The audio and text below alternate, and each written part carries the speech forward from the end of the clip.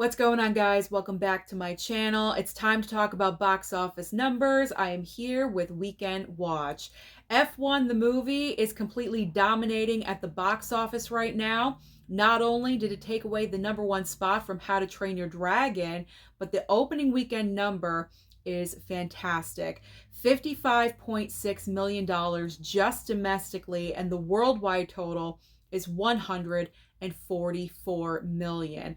I cannot even tell you how happy it makes me to see another original film perform so well this year. Because let's be honest, over the past few years, it's been extremely difficult for original movies to find an audience. And this is the reason why we do receive so many well-known IP projects from various studios, because it seems like those are the only movies that make some kind of money at the box office. So for this year, to have major successes like Sinners and now with F1, it's very encouraging for what's going to happen going forward in the future. Now, there's also a couple of other reasons why the success of F1 is so important. Brad Pitt. This movie being such a success, very important for Brad Pitt's career, because it's been an extremely long time ever since he had a hit movie at the box office. I feel like with his personal drama with Angelina Jolie and their divorce and everything that went on with that kind of tainted him just a little bit. So for him to have such a successful movie was well needed for his career. Also for his production company, because his production company Plan B is also behind F1 the movie as well. But not only for Brad Pitt, but this is another success this year for Warner Brothers. Now, I feel like the promotion for F1 has heavily been associated with Apple, but what people may not realize is that F1 is also being distributed by Warner Brothers as well. And so this is another hit this year for Warner Brothers.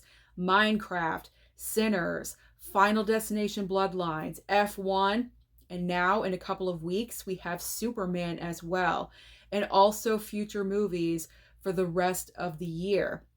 So Warner Brothers is really having one of their best years that they've had in a really long time.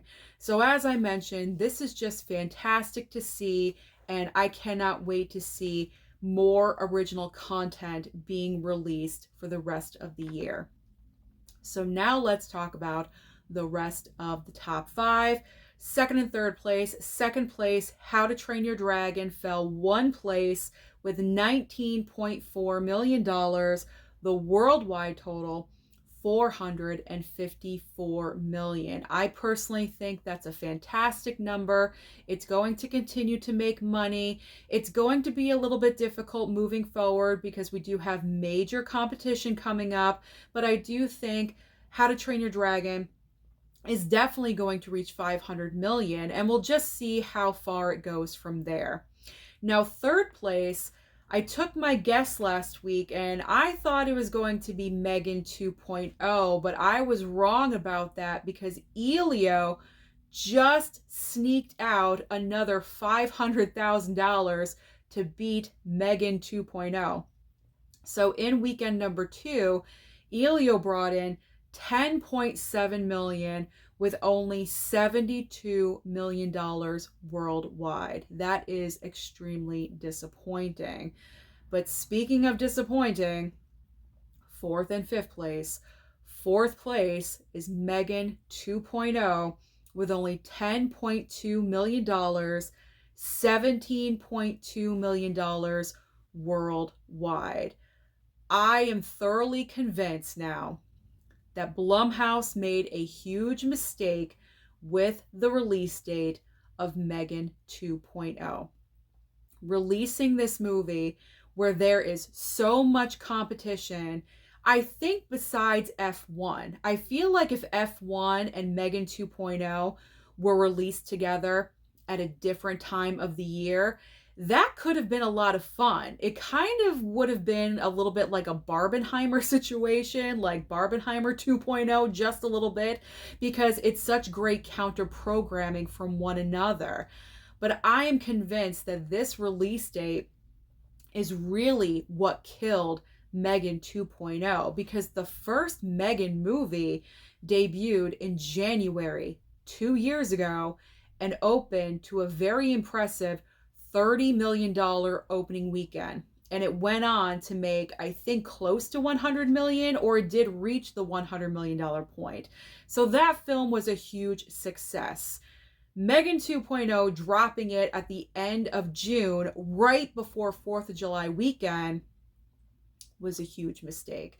If Blumhouse wanted to duplicate the success of M3GAN 2.0, they really should have picked a different date. The perfect timing for this movie probably would have been very late January or February. I'm thinking February of this year would have been the perfect time for M3GAN 2.0, because we still had all the holiday movies from last year carrying over into January. But once you're done with January, February, there really wasn't a lot of offerings at the box office. So I feel like M3GAN 2.0 could have really performed there. So release date, huge mistake. Another factor is that M3GAN 2.0, I'm going to try to be kind of vague just for a second, because I don't want to spoil anything for you guys, but all I'm going to say is I went to see this movie on Thursday. M3GAN 2.0 is not like the first movie. That's all I'm going to say. And I think that turned people off, because it was not in the same vein as the first film. So because of that, people that were expecting another M3GAN movie, that did not occur. So the shift in tone for the sequel, I think, kind of kept people away. I also think the trailer for the film, it was very campy with those one-liners. You know, there was like a couple of one-liners. You know what I'm talking about. You've seen the trailer. So I think those like cheesy one-liners in the trailer probably turned some people off as well. And as soon as they got done watching the trailer, they said to themselves, I'm going to watch that when it hits Peacock or when it goes to streaming. So I really do think that all those factors combined really just affected M3GAN 2.0 in a negative way. But I mainly blame the release date. I feel like the end of June was the wrong timing for M3GAN 2.0. But let's not forget about fifth place, our final movie that we're going to talk about. 28 years later, dropped from second place to fifth place. It's kind of shocking that Elio beat out 28 years later, but I can understand why, because I went to go and see this movie as well this past week, and I didn't really care for it. I gave it a 2.5 star, but 28 years later, this past weekend brought in 9.7 million. I will give it the credit that the worldwide total is $103 million. So it is making money, but if it did not have that decent first weekend, it would have been horrible for 28 years later.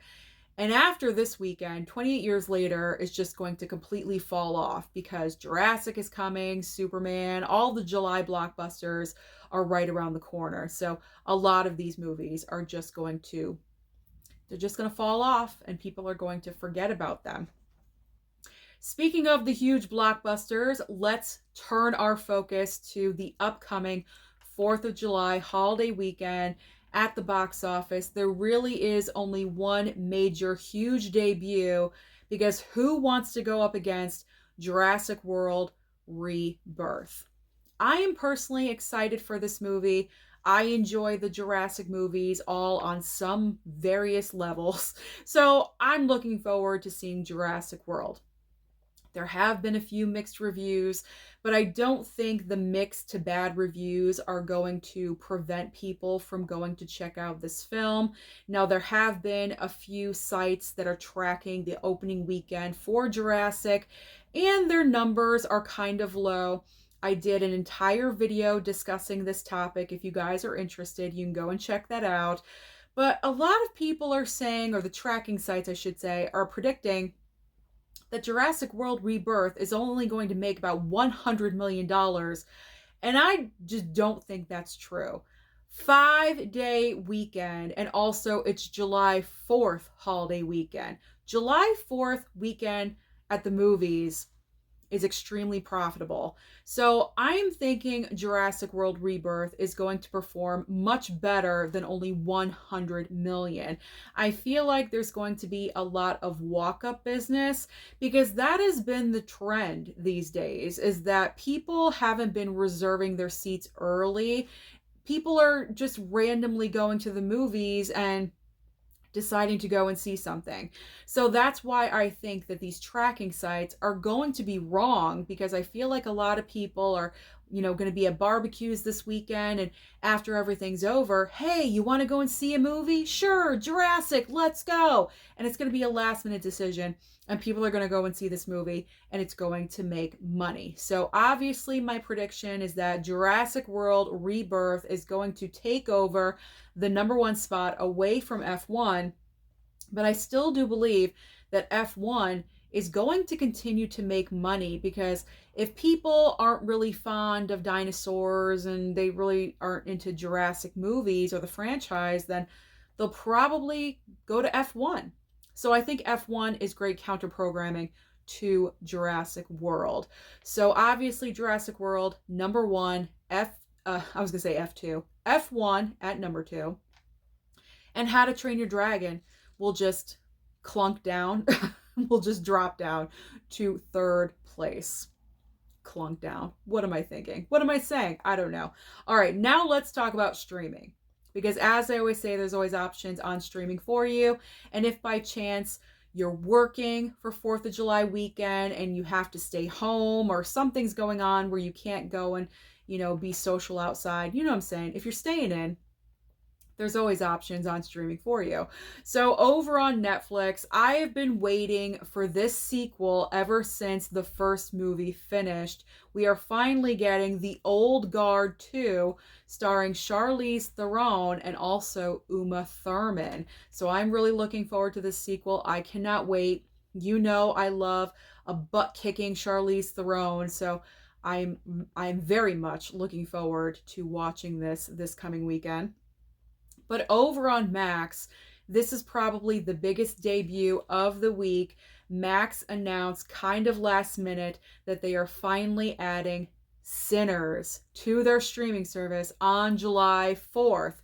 So right after the July 4th celebration for the holiday, go home, stream this on Max. If you guys have not seen Sinners yet, this is the perfect opportunity for you guys to check out this movie, because it is, to me, the best movie of the year. So fantastic. I've seen it twice in the movie theater. It is just so great.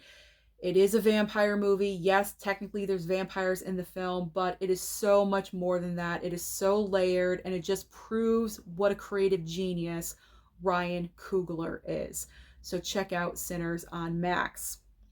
Now over on Hulu, unfortunately, I cannot talk glowing about this debut.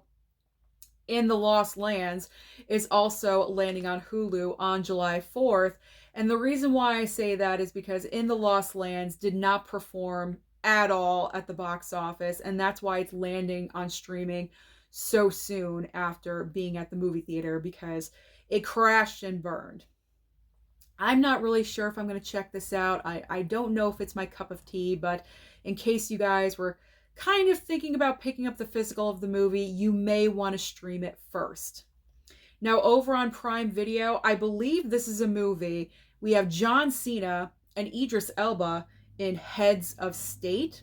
That could be pretty interesting. I don't know. I don't have Prime Video anymore, so I can't watch this movie. So if you do, comment down below and let me know how it is.